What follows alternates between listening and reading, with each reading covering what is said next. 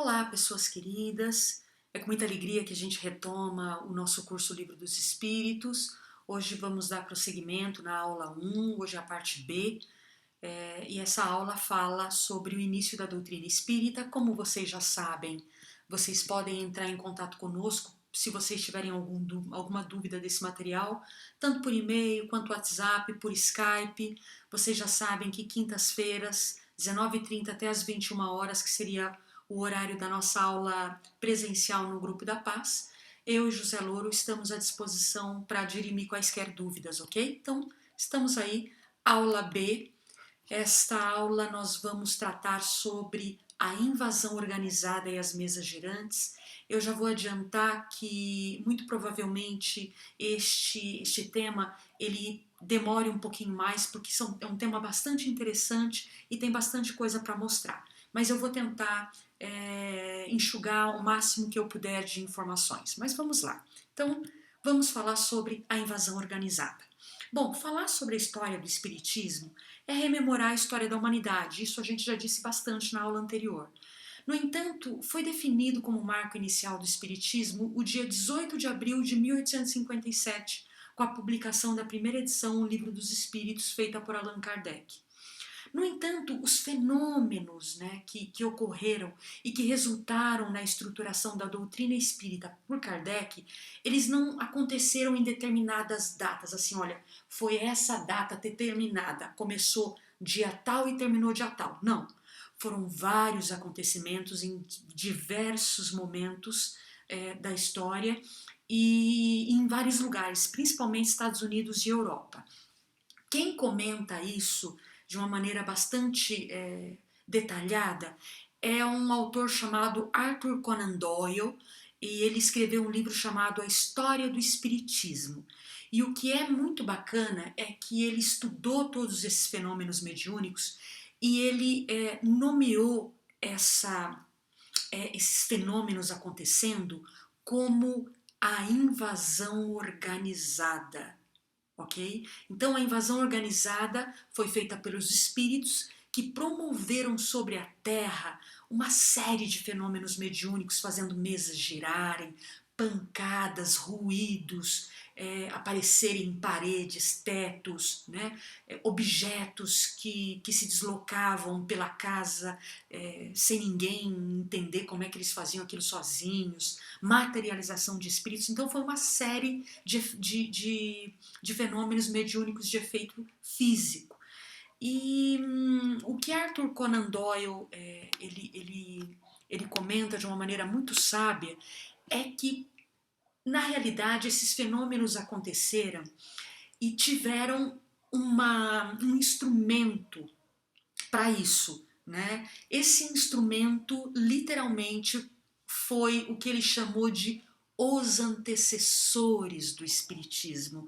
Tinham que ter médiums para fazer com que esses efeitos físicos, esses fenômenos acontecessem.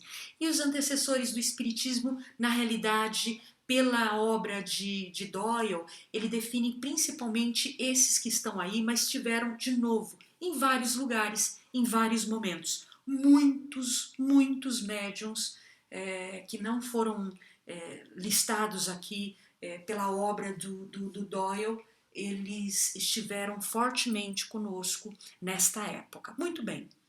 Então ele define dentro do livro dele, nós tivemos o Swedenborg em 1688. Então, Swedenborg ele tinha uma mediunidade de clarividência. O que é clarividência? É o que a gente chama de visão espiritual. Permite, por exemplo, você enxergar planos espirituais ou situações que ocorrem em outros lugares. Você está num lugar, mas você está, pela tua clarividência, vendo o que está acontecendo em outros lugares, muitas vezes em outros países, enfim, né? Depois nós tivemos o Irving com a xenoglossia. O Irving, em 1792, o xenoglossia é o dom de falar em outros idiomas que não o seu, né? Então você de repente começa a falar em outras línguas sem conhecimento dessas línguas, sem você saber como é que se fala, né? Então durante o transe mediúnico você fala outros idiomas. E aí nós temos também o Davis, em 1826. O Davis, além da clarividência, também ele tinha esse dom do desdobramento. O desdobramento são viagens astrais. A pessoa está num lugar, mas o perispírito dela viaja para outros planos, para outros lugares, e o que é mais interessante, ela volta, quando ela retorna ao corpo, ela sabe exatamente o que ela viu, o que ela falou, com quem ela falou, né? Então, esse era o dom do Andrew Davis. Tivemos o Hom, Daniel Douglas Hom, 1833, que foi um dos médiuns mais ostensivos, mediunidade forte que ele tinha. Ele levitava, ele fazia viagens astrais com desdobramento, ele tinha o dom do efeito físico, onde ele estava, os objetos começavam a se deslocar, aconteciam vários barulhos, então os efeitos físicos todos aconteciam, materialização de espíritos, né? Evidência e audiência, ou seja, ele via e ouvia espíritos. Temos as irmãs Fox, 1848, também efeitos físicos, né? Com batidas, ruídos, enfim, evidência. As mesas girantes deram início em 1850, também era efeito físico, o fato das mesas girarem, das mesas baterem sozinhas, voarem sozinhas, enfim. E aí nós temos o Arthur Conan Doyle, em 1859, que foi esse escritor que efetivamente fez uma sequência, né, dos acontecimentos, nomeando as pessoas, nomeando os fenômenos. Então foi um estudo bem bacana que ele fez, e é exatamente por ele que a gente começa a falar. Bom, Sir Arthur Conan Doyle, 1859 a 1930, ele nos ofereceu de novo, falando um olhar sequencial sobre essa organização, né, sobre essa organização espiritual, sobre essa invasão organizada, né? Ele nasceu em Edinburgh, na Escócia, e ele se formou em medicina, né? E quando ele se formou, ele acabou montando um consultório médico, e ao mesmo tempo ele começou a escrever histórias, nada mais, nada menos de quem? Ele é o autor do detetive Sherlock Holmes. Então ele começou a partir daí a escrever as histórias de Sherlock Holmes, né? Até os 28 anos ele era completamente ateu. Ateu, não acredita em Deus. Só que em 1887, depois de visitar um amigo, ele voltou para casa, depois de presenciar tantos fenômenos mediúnicos, ele voltou para casa convencido de que havia alguma coisa aí muito superior ao que ele imaginava, né? Alguma coisa que ele deveria estudar.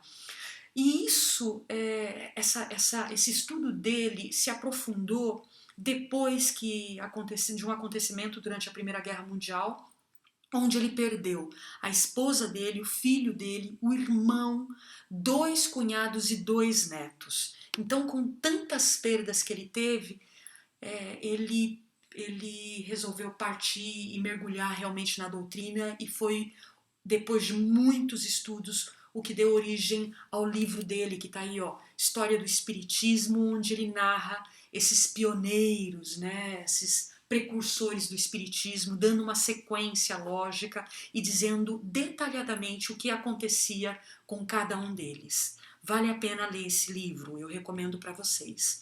E enquanto ele estava nesse processo de estudo dos fenômenos mediúnicos, uma curiosidade foi que em uma dessas reuniões, ele ainda estava desconfiado, pensando que podia ser algum tipo de trambique, né?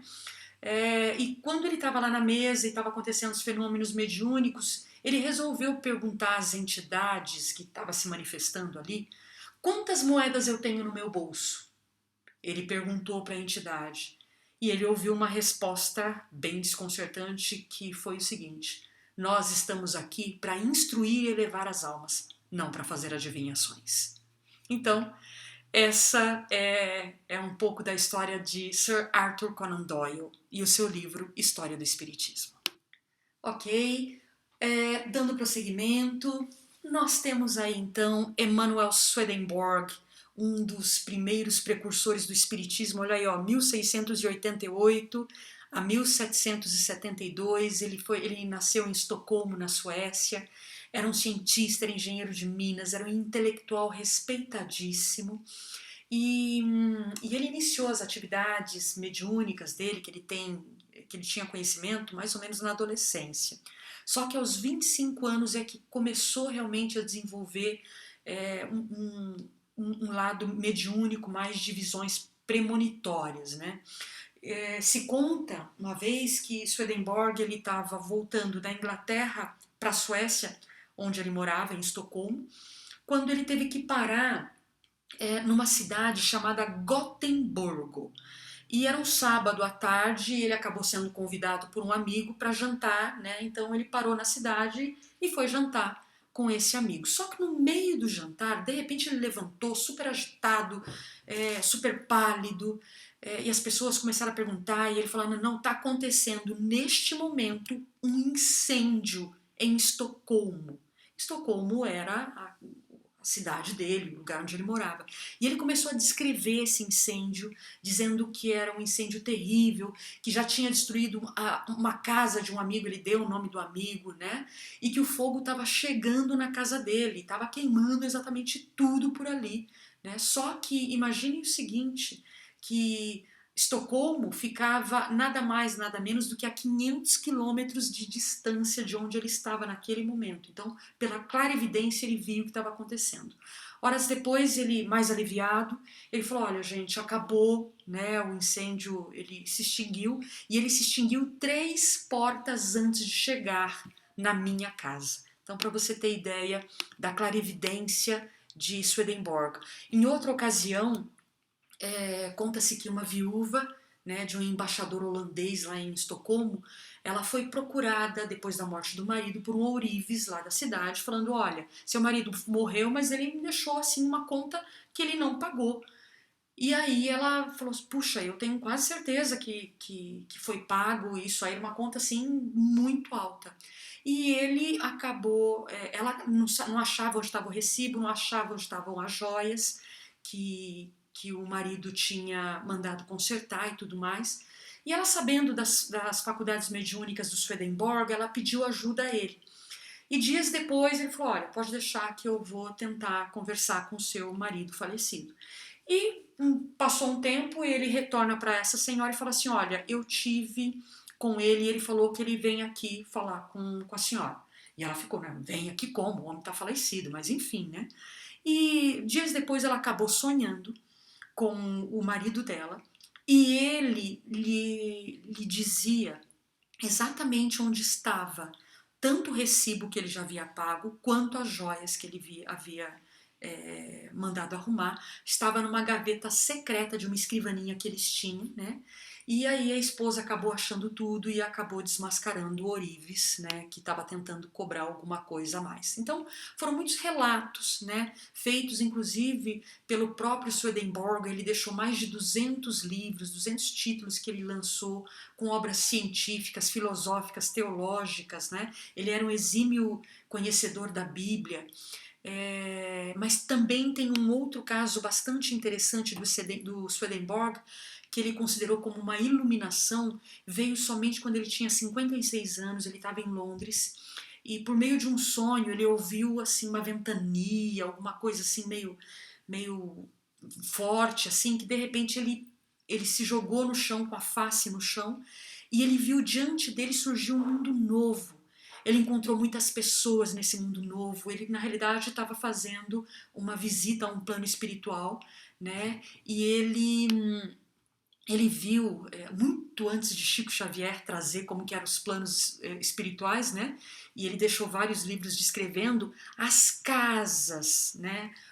Localizadas no plano espiritual, onde viviam famílias, né? Os templos onde se praticavam os cultos, os auditórios onde os espíritos se reuniam para fins sociais, palácios, né? Enfim, então lá, olha, atrás, 1600 e lá vai pedra, 1700, né? Ele já conseguia ter ideia e ter visões do plano espiritual. O próximo precursor foi o Irving. O Irving era um escocês muito pobre, nascido em 1792. Ele era muito alto, ele tinha um porte gigantesco, né? um homem parrudo, aquele homem grandão, forte, né? E ele tinha uma eloquência espetacular. Quando ele falava, ele atraía multidões. E ele acabou se tornando um pastor presbiteriano, né? E a partir de 1830, existem relatos nesse livro do Doyle dizendo que começaram a existir manifestações que ocorriam tanto nas casas de fiéis quanto na igreja dele. Né? Muitas vezes ele era obrigado a interromper as missas que ele estava dando, porque aconteciam fenômenos de xenoglossia, que é o mesmo fenômeno do Pentecoste, lembra? Que a gente acabou falando de semana passada, né? Aquela língua de fogo na cabeça das pessoas, e de repente eles começaram a falar diversos idiomas, né? E era justamente o que acontecia. As pessoas que estavam ali na igreja ou nas próprias casas dessas pessoas, eles começavam a falar línguas diferentes, né? E devido ao seu próprio modo de pensar, o Irving enfrentou muitas lutas com autoridades lá da igreja dele. Diante dos fatos que ocorriam, que eram extremamente estranhos, né, para as pessoas da época, o Edward Irving passou a sofrer censura dos presbíteros. Isso afetou muito a saúde dele, né, e afetou muito a, a forma como ele lidava com tudo isso, né? Tanto que no livro, né, a História do Espiritismo, Doyle coloca aí um pouco de como que Irving viu esses momentos, né? Ele dizia o seguinte: as vozes acalmavam-se ou os sons silenciavam ante os apelos de Irving, mas aquela sucessão de fatos estranhos gerou uma incompreensão muito grande por parte dos seus superiores, advindo daí sucessivas crises que acabaram por esgotá-lo. Ele acabou ficando doente. O gigante de meia-idade murchou e encolheu. Seu arcabouço vergou-se. Suas faces tornaram-se cavadas e pálidas. Contudo, trabalhando até o fim e tendo nos lábios estas palavras: se eu morrer, morrerei com o Senhor. Irving não se dobrou e sua alma passou para aquela condição em que a luz se torna mais clara e mais dourada. Então, esse aí é Edward Irving, escocês. O próximo, Andrew Jackson Davis. Era um americano, nascido em 1826 e faleceu em 1910. Ele era chamado, conhecido por muitos lá nos Estados Unidos como o pai do espiritualismo moderno. Olha, lembra espiritismo e espiritualismo? Então, ele era o pai do espiritualismo moderno. Era conhecido também como o profeta da nova revelação ou o Allan Kardec americano. Tá? Ele nasceu num distrito rural situado no estado de Nova York e ele tinha visões desde pequeno. Ele tinha apenas o ensino fundamental, mas quando ele entrava em transe, além dele falar diversas línguas, né, com o fenômeno de xenoglossia, ele falava inclusive hebraico, para você ter ideia, quando ele entrava em transe mediúnico, ele também discutia assuntos de biologia, mitologia, arqueologia, linguística, isso tendo apenas o ensino fundamental. Em 1844, ele já tinha 18 anos e, de repente, o Davis foi arrebatado nesse transe mediúnico que a gente chama de fenômeno de transporte. E ele foi parar em umas montanhas que ficavam mais ou menos a 60 quilômetros dali, né, com um fenômeno de transporte ou de desdobramento. Essas montanhas chamavam Catskill, né, ficava a 60 quilômetros de onde ele estava, e ele foi arrebatado para receber instruções espirituais de seus orientadores. Quem eram esses espíritos orientadores de Davis? Era um médico grego Galeno, considerado pai da anatomia, e também Swedenborg, que nessa época já fazia mais de 70 anos que ele tinha desencarnado, né? E 4 anos mais tarde ele escreveu como uma nota profética: esta madrugada um sopro quente passou pela minha face e ouvi uma voz suave e forte dizer: irmão, um bom trabalho foi começado.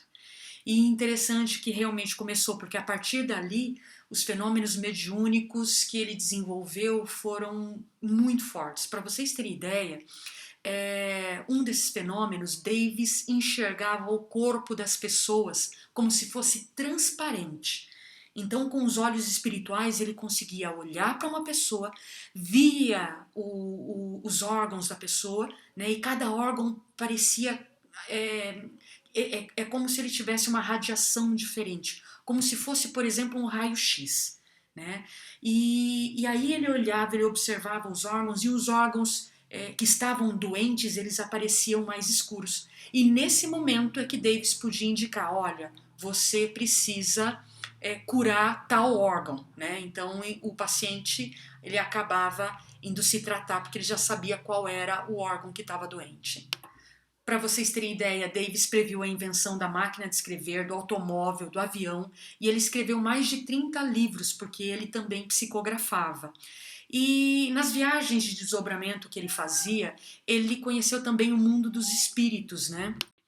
E ele também viu um lugar que ele chamou de Summerland. E esse lugar era um tipo de escola onde a educação das crianças desencarnadas acontecia de maneira muito harmoniosa. As crianças eram reunidas por grupo, os lugares eram muito bonitos, né? E ali se administrava uma instrução e os cuidados especiais para essas crianças, tudo de acordo com a idade e o conhecimento delas. Isso, olha lá, gente, lá para 1800 e lá vai pedra, né? E isso é o que a gente hoje, que a pedagogia moderna estuda, né? De trabalhar com as crianças, né? A partir do conhecimento delas, né? Trazendo o conhecimento que elas têm e indicado por idade, né? Então tudo isso aconteceu, né? E a partir dessa visão que ele teve de Summerland, ele acabou fundando o primeiro Liceu Espírita em 1863, lá em Nova York. Então esse foi Davis. Agora vamos falar sobre Daniel Douglas Home, um escocês nascido em 1833, faleceu em 1886. O Home ele nasceu perto de Edinburgh e era descendente de antigas famílias de nobres, né, da Escócia. Ele era um médium completamente ostensivo. Para você ter ideia, aos 6 meses de idade, o berço dele balançava sozinho quando na ausência da pajem, né, da babá, o berço fazia ele ninar, né? E nos primeiros anos de vida ele era muito magrinho, ele era muito adoentado, né? E ele então praticamente conseguia só ficar de pé segurando alguma coisa, ele não conseguia se levantar sozinho. E acabava que muita gente presenciava que os brinquedos dele se moviam até onde ele estava.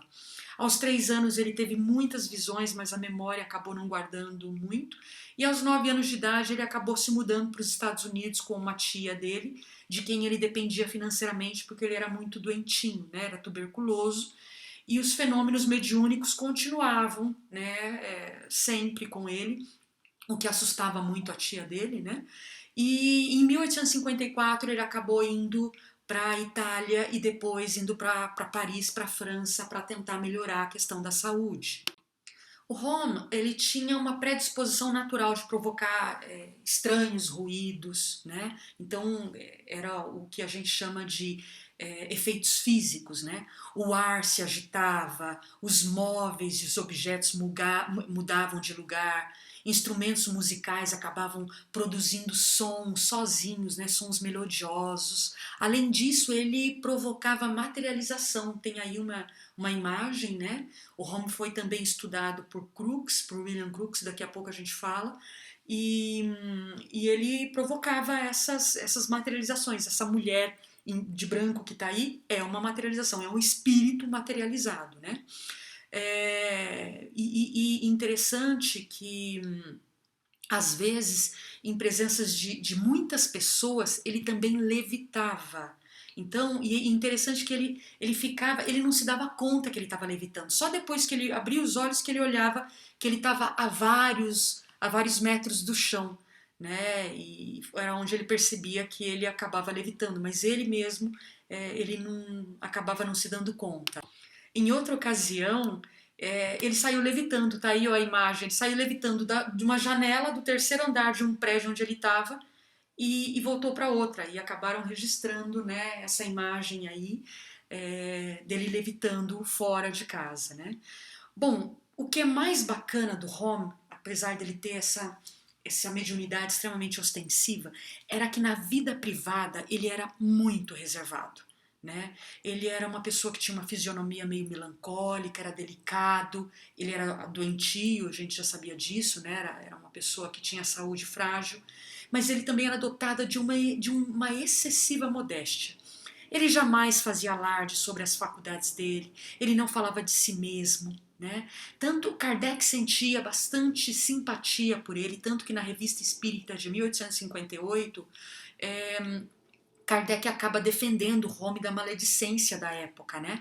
Afirmando que muitos fatos íntimos da vida dele provavam que os seus sentimentos eram nobres e de elevação da alma, né?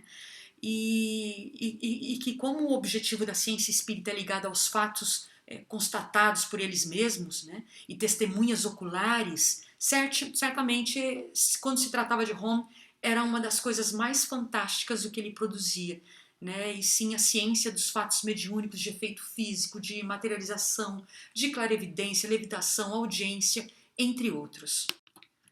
E aí consta o que estava na Revista Espírita de fevereiro de 1858, dotado de uma excessiva modéstia, jamais exibiu a sua maravilhosa faculdade, jamais falou de si mesmo, e se na expressão da intimidade contava coisas que lhe eram pessoais, era com simplicidade e jamais com ênfase própria das pessoas com as quais a malevolência procurava compará-lo. Então, essa simpatia de Kardec por Home a gente vê em diversos momentos, né?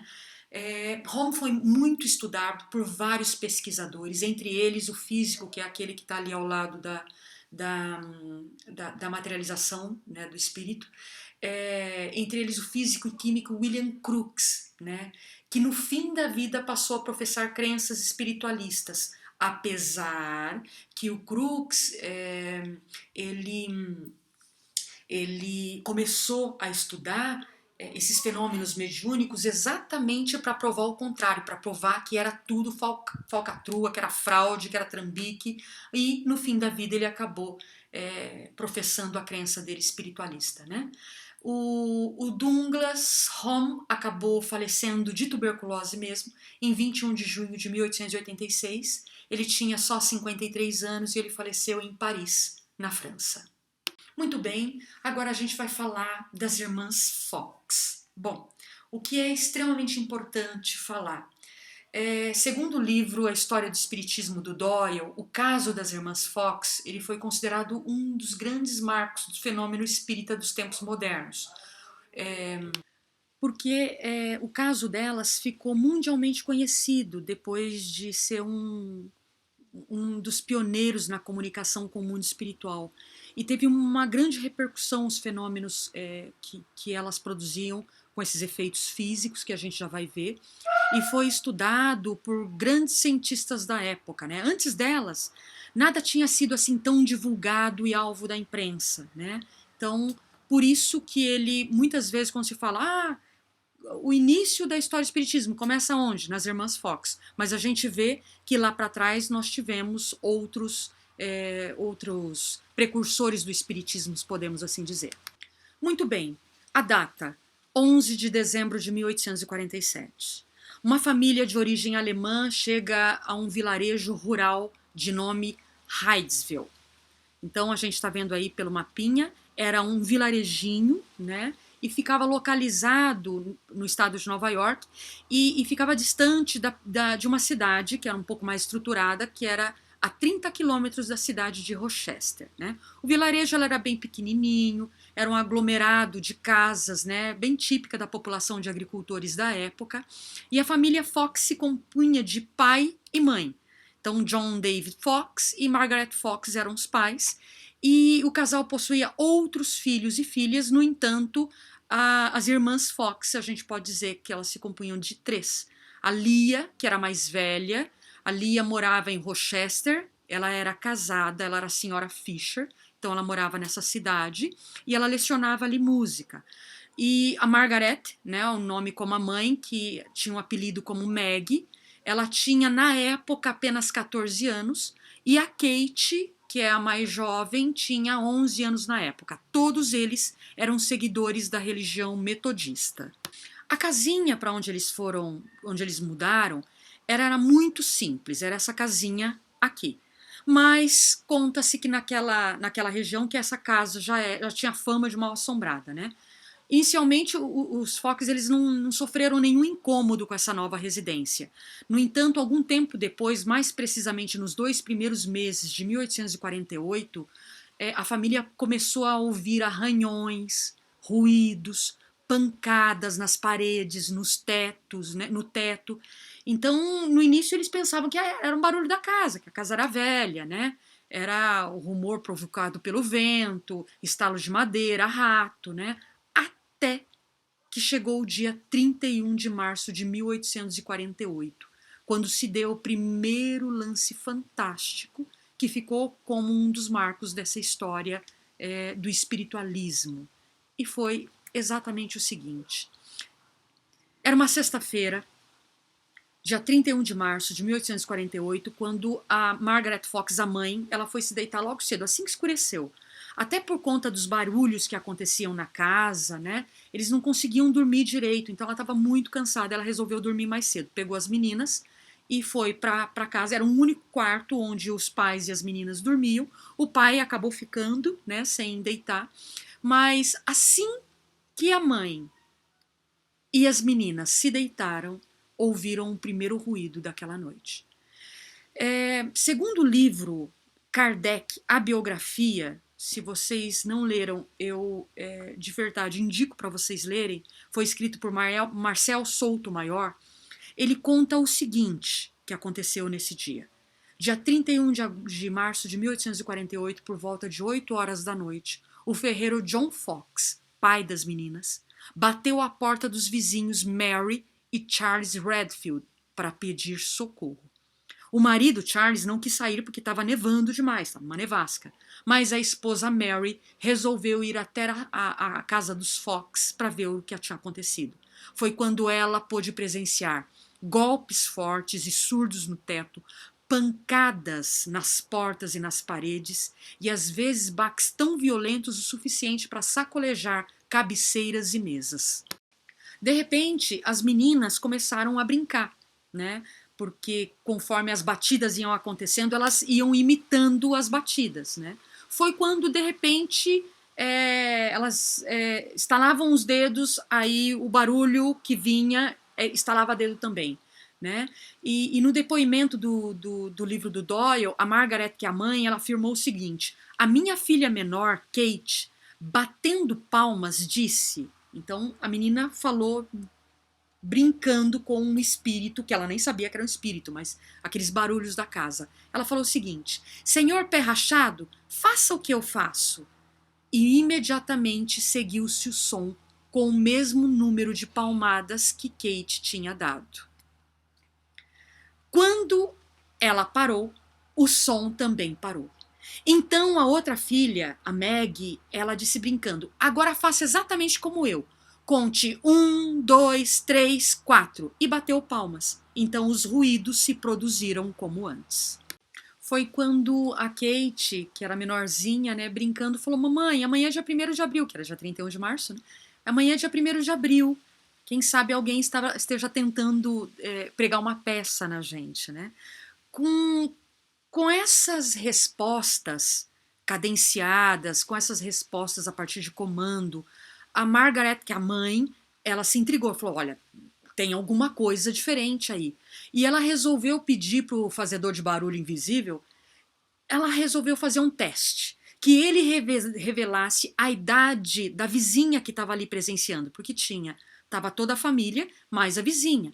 Então ela pediu pro fazedor de barulho que revelasse a idade da Mary Redfield, a vizinha que estava lá.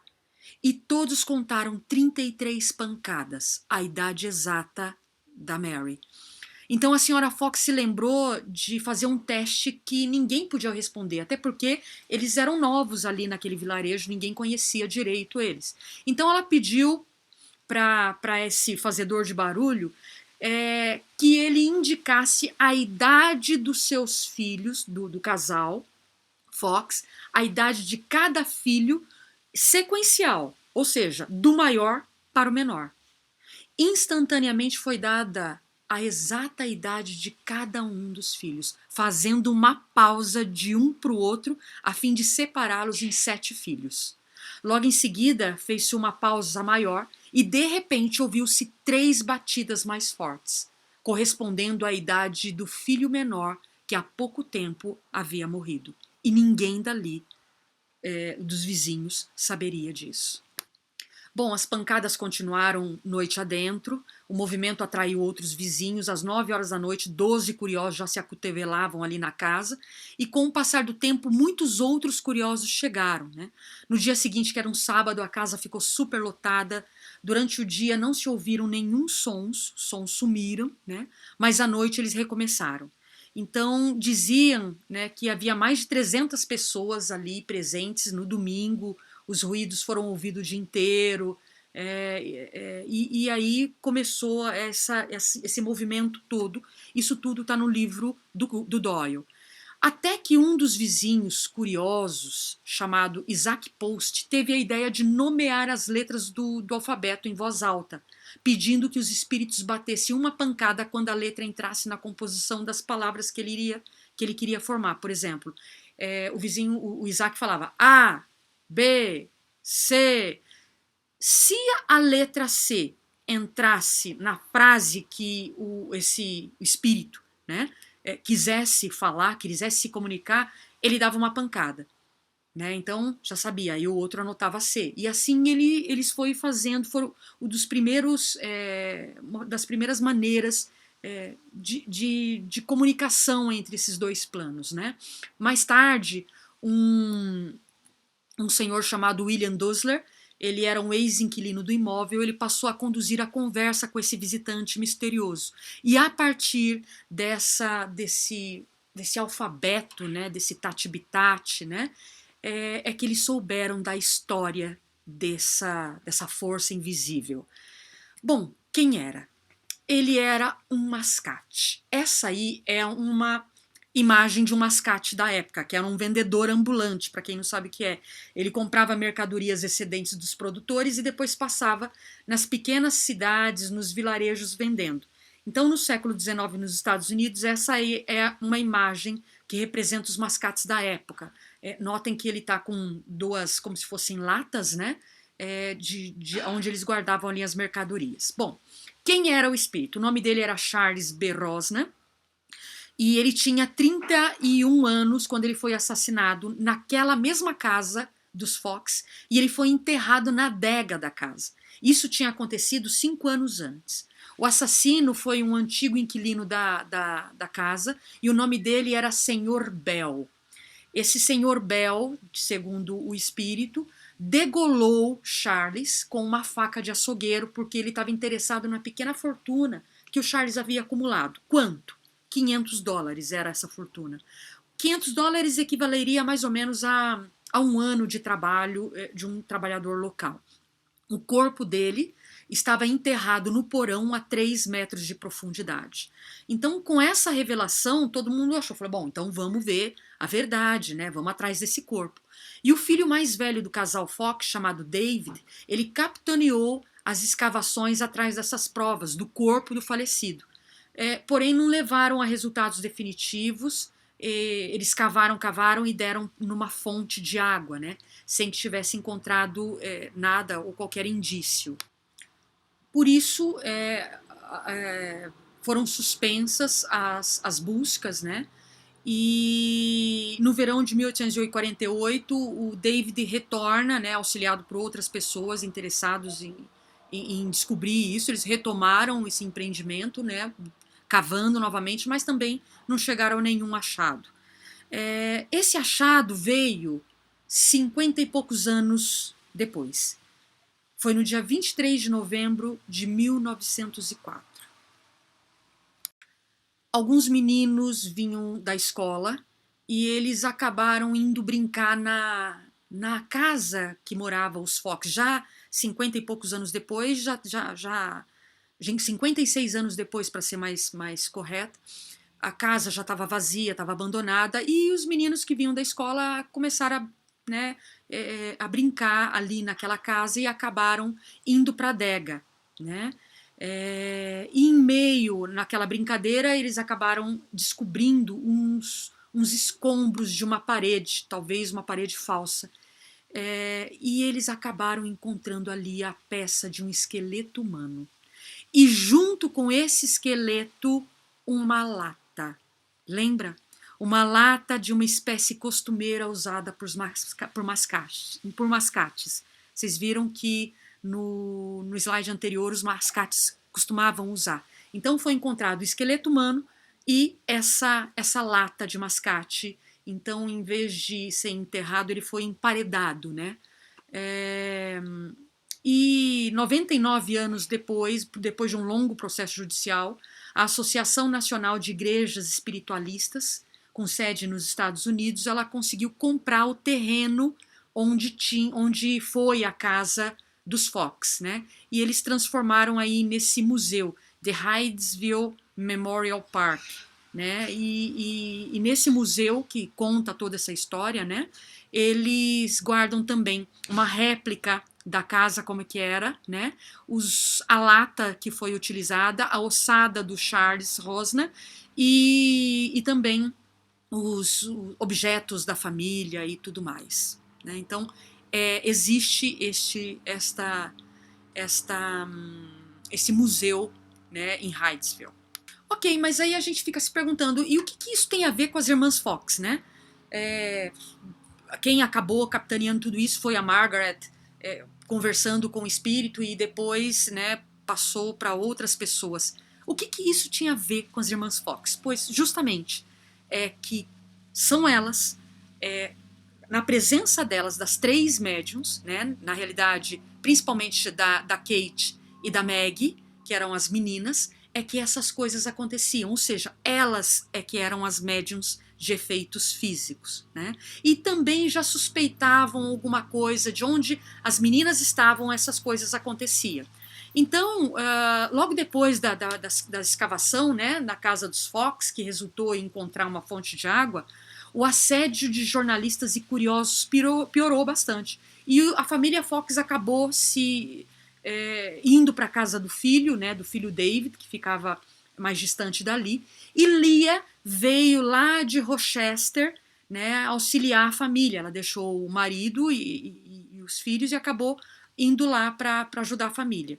E para descartar de vez a hipótese de muitas pessoas que eram as meninas que provocavam aqueles ruídos, né, por brincadeira, porque, né, eles não sabiam exatamente o que era isso, então as meninas estão brincando.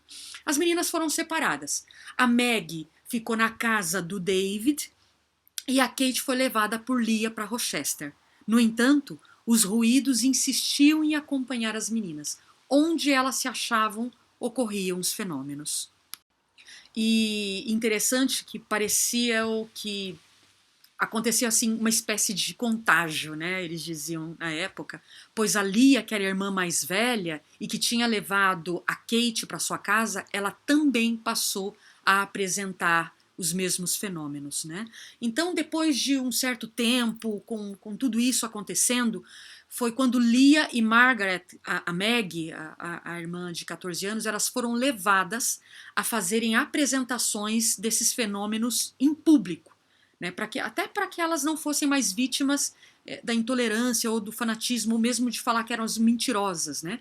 Então, no dia 14 de novembro de 1849, às 19h30, os barulhos tomaram conta desse lugar aí, ó, do Teatro Corinthian Hall. Tinha capacidade para 1.200 pessoas. No palco, as duas irmãs, Lia e Meg. Elas não precisavam fazer exatamente nada para que todos aqueles estrondos ocorressem.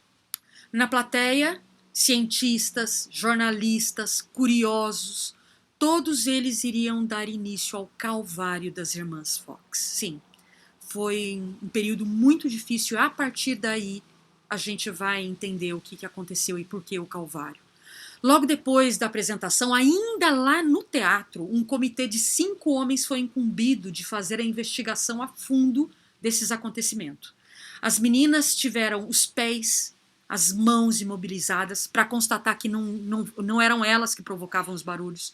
Deitaram as meninas sobre as mesas, amarraram seus corpos, ataram tornozelos. Um comitê de senhoras tocaram, ataram, manipularam o corpo das meninas nuas à cata de objetos capazes de fazer barulho, o que terminou assim as meninas choravam desesperadas por tudo aquilo, porque na época, imagina você ficar nua na frente das pessoas e as pessoas te tocando, né? Enfim, foram muitos dias de investigação, foram anos depois de investigação e chegaram ao veredito que não havia fraude, mas eles não sabiam o que é que originavam aquelas batidas. Com o passar do tempo, várias outras apresentações e testes foram realizadas com as meninas, com as irmãs Fox. Lia e Meg viajaram muito fazendo apresentações, mas elas começaram a ganhar dinheiro com isso, né? E não demorou muito para Kate juntar-se a elas, né? Mas o destino das irmãs Fox foi repleto de muitas controvérsias que as levaram a crises financeiras, brigas, separação e descrédito no final. Kardec mais tarde revelaria: dai de graça aquilo que recebestes de graça, né? E alertaria aos médiuns que os espíritos não estão à nossa disposição e ao nosso bel prazer no momento que a gente quer. Então, no momento que eu quero, as batidas acontecem. Não é assim. Não se vende mediunidade. Mas, enfim, não se sabia disso tudo. Bom, o que aconteceu? Margaret acabou se casando e o marido dela, ele estava convencido de que ela e a Kate, as duas menores, elas estavam envolvidas em alguma fraude. E tudo isso era comandado pela irmã mais velha, Lia. E ele tentou separar Margaret do restante das irmãs e acabou conseguindo. A Kate foi para a Inglaterra em viagem com um rico banqueiro e acabou aceitando o pagamento por seus serviços como médium. Também ela foi uma das médiums examinadas por William Crookes, né? Entre 1871 e 1874, ela passou por muitos testes com William Crookes e, ao contrário do que se dizia, os fenômenos produzidos eram realmente autênticos, não eram fraude. A Lia se manteve como médium, ela acabou se especializando no sentido de estudar mais a fundo. Ele acabou escrevendo um livro chamado The Missing Link, onde ela descrevia as faculdades mediúnicas das irmãs, né? Ela se casou novamente depois da morte do primeiro marido e ela faleceu em 1890, mas havia ainda muito desentendimento entre elas e as irmãs mais jovens. A Kate acabou se envolvendo com álcool, com alcoolismo, e a Lia acabou tomando a guarda dos filhos da Kate. Então isso gerou entre elas uma inimizade muito grande, tanto que em 1888 a Kate e a Meg, elas estavam com problemas financeiros e elas viajaram para a cidade de Nova York e tentaram desmascarar a irmã, né, Lia, que tinha escrito esse livro. E um repórter ofereceu para elas $1.500 se elas revelassem os métodos para provocar ruído, né? Que tudo aquilo, espiritualismo, era completamente uma fraude. E elas fizeram isso. Para vocês terem ideia, a Margaret aparece publicamente perante um público de 2.000 pessoas e ela demonstrou que ela mesma podia fazer os barulhos, né? Com estalos de dedos, né? Colocando alguma coisa embaixo da saia. E ela falou que tudo aquilo era uma grande fraude, uma grande mentira. Só que um ano depois, ela acabou voltando atrás, ela tentou se retratar. Ela falou: olha, eu estava precisando de dinheiro e por isso que eu acabei falando isso, né? Mas aí já tinham caído no descrédito, né? E as duas irmãs faleceram sem prestígio, sem dinheiro. A Kate faleceu em 1892 e a Meg faleceu um ano depois, completamente esquecidas. Para a época, né? Completamente com descrédito. No entanto, desavenças à parte na vida das médiuns, esses fenômenos marcaram o início do espiritualismo como ciência, que precisava ser estudada como pedra fundamental para o codificador Allan Kardec trazer à luz a ciência dos espíritos. Então, as irmãs Fox, extremamente importantes. Bom, somente a título de curiosidade, nós tivemos também a questão dos irmãos Davenport. Os irmãos Davenport, eles não estão lá no livro A História do Espiritismo, mas o que é interessante, você está vendo aí que são cartazes, né? Eles se apresentavam em muitos lugares, né? A foto que a gente vê é uma das apresentações remuneradas que os irmãos Davenport faziam ao redor do mundo, ele levando assim milhares de pessoas a teatros para verem o que eles faziam. O que eles faziam? Bom, vocês estão vendo aí que tem um armário e tem 2 pessoas lá dentro. Eles ficavam confinados no que eles chamavam de cabines mediúnicas, completamente amarrados, e ao lado deles diversos instrumentos musicais. De repente eles fechavam a cabine mediúnica e começavam sons celestiais e ruídos infernais saindo de cordas de violino, de violões, de rabeca, sem que os jovens tivessem quaisquer condição de se mover. Eles estavam atados a cordas, né? E os irmãos, eles rodaram a Europa toda com esses espetáculos. Mas, de novo, como definiria mais tarde Kardec, nenhum espírito elevado se submeteria a espetáculos daquela natureza.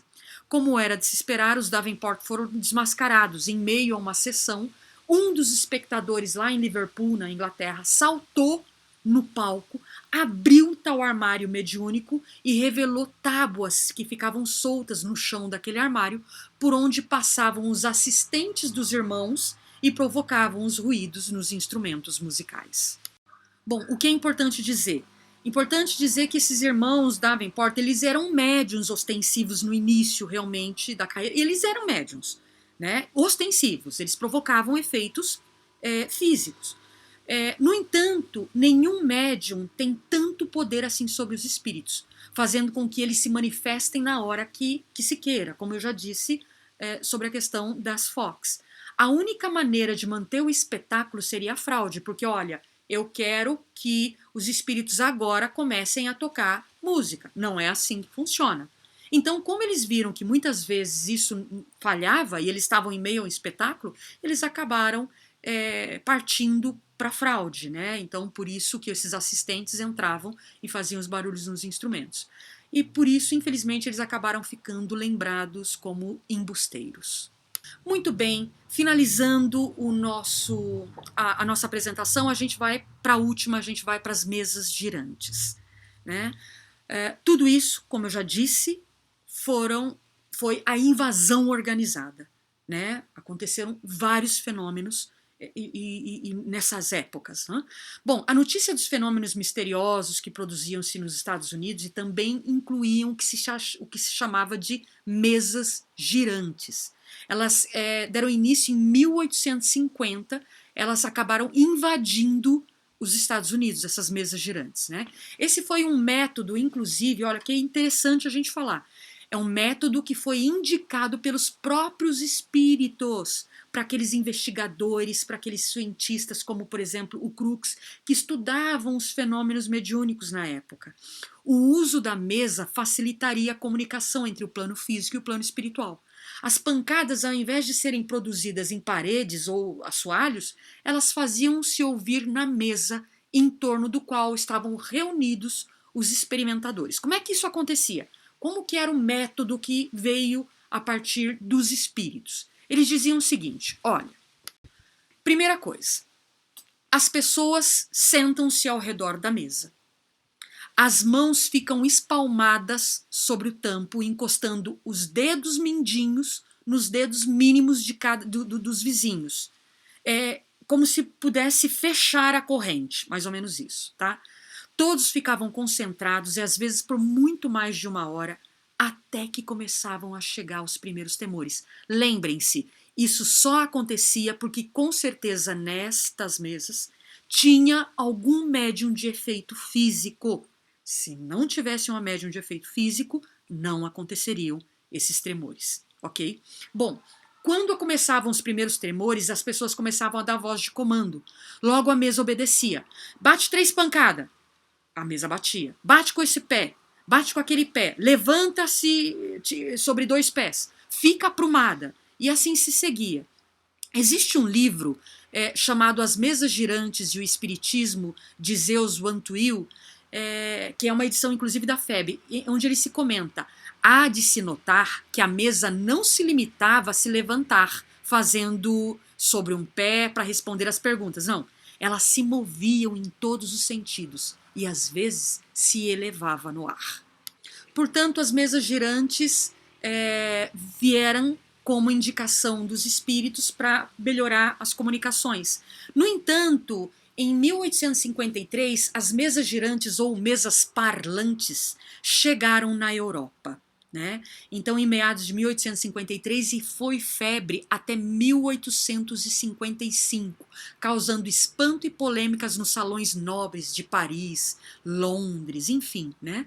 E diante de quaisquer personalidades ilustres ou populares. Na França, as mesas que giravam constituíam um verdadeiro passatempo.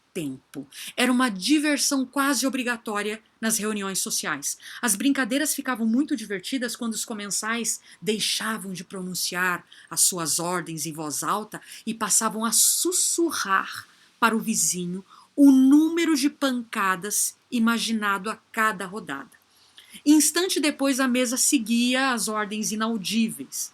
E quando questionadas, as mesas se moviam no ritmo daquele tati-bitate alfabético. Então, como é que era? Uma pancada, letra A, duas pancadas, letra B, três pancadas, letra C, né? Então, eles faziam perguntas e a mesa, entre aspas, a inteligência que tinha por trás da mesa, que eram os espíritos, respondiam, né? E assim os salões franceses ficavam absolutamente lotados de pessoas interessadas em quê? Frivolidades. As perguntas não tinham um cunho de seriedade, eram apenas bobagens de interesse pessoal. Né? Então, eu vou me casar? Será que ela me ama? Quantos anos eu tenho? E assim por diante. Dessa forma, essas mesas, então, elas faziam sucesso nessa época. Né? E eram mesas de todos os tipos, pesos e tamanhos. Elas se erguiam do chão, se moviam em todas as direções, sem que ninguém as levantasse. Algumas chegavam a atingir o forro do teto, se espatifava lá embaixo, né? Como se estivessem dominadas por forças ocultas. E eram essas forças que se debruçavam para investigar, né? Os cientistas da época, eles se debruçavam para investigar, né? Que tipo de força é essa, né? Será que é magnetismo de Mesmer? Que já era uma ciência muito estudada, inclusive Kardec estudava magnetismo. Outros diziam que era força de eletricidade, outros falavam que era truque barato, né? Outros defensores da fé, a igreja dizia, é coisa do diabo. Então, muito se falou sobre as mesas girantes naquela época. E esse fenômeno, ele perdurou aproximadamente até 1870. Então foi febre as mesas girantes. Vocês estão vendo aí duas imagens, você está vendo que a mesa está bem alta, né? E as pessoas não estão praticamente encostando nela. Só que foi muito antes de 1870, foi na realidade no dia 18 de maio de 1855. Eram 8 horas da noite de uma terça-feira numa rua chamada Rua de la Grange Batelière, número 18, que o cético professor Hippolyte Léon Denisard Rivail teve contato pela primeira vez com uma mesa girante. Mas isso é coisa para a próxima aula. Muito bem, uma aula bastante intensa, uma aula que demorou aí quase uma hora, né, praticamente uma hora, mas fica aí, espero que vocês possam fazer perguntas se tiverem, fiquem à vontade para vocês entrarem em contato conosco. Essas foram a invasão organizada, né, e as mesas girantes. E mais à frente a gente vai estudar na próxima aula onde que entra Allan Kardec nesse meio onde a invasão organizada estava bastante eloquente, bastante pronunciada aqui no plano terrestre. Um beijo muito grande e muito obrigada, pessoal.